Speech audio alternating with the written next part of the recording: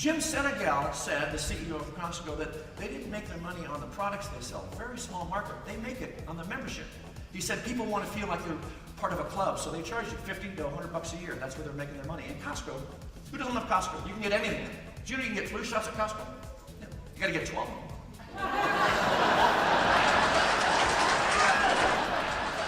We've got customers now that think that they can get anything they want whenever they want. You know this. You're the same way. How are we different than our customer? We want it now. We want medicine. We want to get a date. We want things. So this is in the mindset of your customer. How do you compete with that? You call your spouse, what's for dinner? I don't know. And you say, well, why don't I just swing by the store and pick up one of them hot chickens? We did a show for Grocery Store Association. Fun fact, 18% of the food you buy in a grocery store never makes it home. You eat it on the way home. 7-Eleven last year added $1 billion to their top line in emergency food. 7-Eleven used to be beef jerky and sodas, right? Now they're devoting more and more space to pre-prepared food. And you never go to 7-Eleven on purpose, do you, to shop for a big meal? Yeah, I've got a roast here. What's the perfect pairing? What kind of Slurpee do I want? You know, that doesn't make any sense. You go there because you need to. So what's next? I used to joke on stage going, well, everything's getting so fast. What do we do? You know, you mark my word, in 2 years you're going to see a drive-through funeral parlor. One in Chicago, one in Compton, California. I'm not making this up. That's the Adams drive-through funeral home. You Google it right now. I'm not making this up. You call ahead. They take the time to spin the casket around. Folks, this is not Photoshop. There's the casket. There's the car. You don't have to get out. Yeah, I know. Oh my God, right?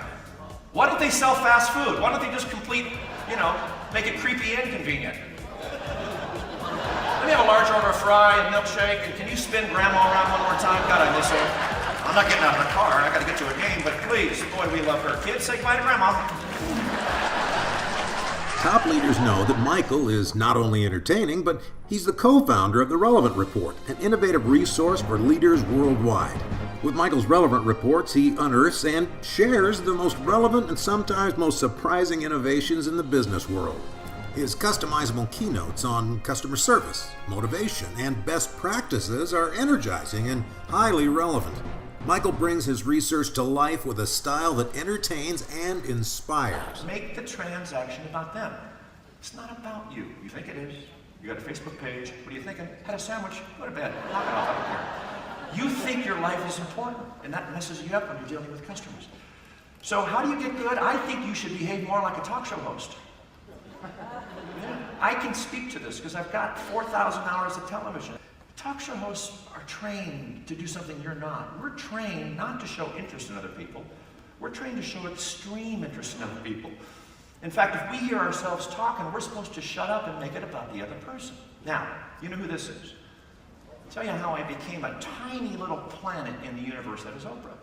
When I had my talk show, I got a chance to interview her. Now, talk shows, you get 6 minutes, 12 minutes, 2 segments, right? This is Oprah. I got 5. I got 5 segments. I got an hour with Oprah. And at the end of the show, she leans in, and I know you've seen this before on talk shows where the credits are rolling, and you see the host and the star, and they lean in and they chat. You ever wonder what they say? Oprah leans into me and says, hey, that was a lot of fun.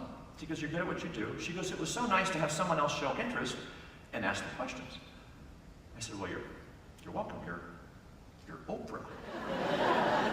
She then says something to me that caused me to pinch the sofa I was sitting on. She goes, would you like to go to the Oscars with Stedman and I? What? Me? I said, no, I got some things soaking in wool. I got to get to Scottsdale in one of the letter B room, Trailblazer, Pants Are on Fire, whatever the room's called, I don't care. Why in the world would Oprah want me to go to the, I'll tell you, this isn't a showbiz story. There's something to glean from this. I showed extreme interest in her. When you make it about the other person, when you show interest in someone else, you have injected them with a drug so powerful they're going to want to come back for more. Now, this actually happened. So I go to the Oscars, and there I am. Spagos, Oprah, me, there's Stedman. Thanks for joining us. How does this apply to you? These awards bankers, oh, dude, you know, I'll do your thing at noon, but a million times I've stood backstage with the salesperson of the year, month, decade. You know what they all have in common? They have the ability to draw that other person out and make it about them. I do this for a living, and within a minute, they've got me talking about myself. We are hardwired as a species to want to feel relevant, to feel important. And when you listen to someone, try this today when you leave. Start a conversation with somebody, ask them a question, and then do something radical. Shut up. Listen to learn, not respond. People won't know what hit them. It's a remarkable, powerful thing that we forget how much we like to be heard and feel important. Nobody better than this guy. Some of you too young to remember, but he was the best. Johnny Carson. Never be the best guest on your own show. You know what that means? If things are going fine, get out of the way. If not, get in there and help them. If you've got a sale you're trying to close, forget, in showbiz they call it a blue card, where they pre-interview and you've got your arc and you're supposed to hit. The best interviews I've ever had are the ones where I listened and responded to what someone said. Don't have an agenda where you're trying to close them. They will come back if they think that you care. People, what's the quote? People may forget what you say, but they'll rarely forget how you make them feel. Make somebody feel something.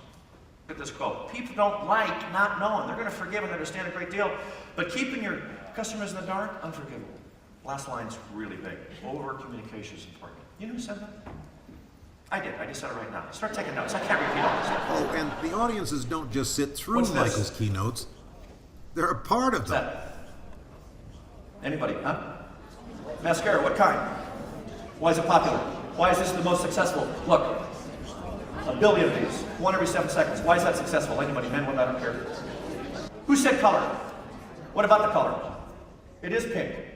What about that? Yeah, it's vibrant. Good, Sesame Street. I need more than that. What else? It's vibrant. What else we got? It's vibrant, so what? What does that mean? What's that? Wrong. Huh? It stands out from every makeup artist's chair I ever sat in. I see this. I go, why? Why? She goes, that pink green cat, I can spot it in a cluttered house. Maybelline just reinvented a color. What's your name? Jessica. Do people know how bright you are here? Here's a lovely party gift for you, Jessica. There you go. Give Jessica a round of applause. Doesn't mean it. She's got lovely. Look at her face. You good about it? Do you think Bill was giving him advice? No. Listen to me, Mickey. Listen to me. I know scandal. What you gotta do is lay low. This will all blow over. I know what's going on. Listen to Bubba. Listen to me. If they come to you, all you gotta do is you look them right in the eye and you say, I did not have anything to do with that shit. It's the 4,000 hours of hosting TV, game, and talk shows, and a career in stand-up. That's what gives Michael the skills to engage your audience on the fly, off stage, and in the aisles. Imagine how Michael will add his humor and professionalism as the moderator of your breakout session, or as the MC of your multi-day events and award ceremony. The results are always engaging and in good taste. Michael was absolutely terrific. Motivating, funny, touching at the end, but a lot of useful information, things that we could walk away with and use in our models with our customers. So it was really, really great, good information and very touchy. Thank you very much.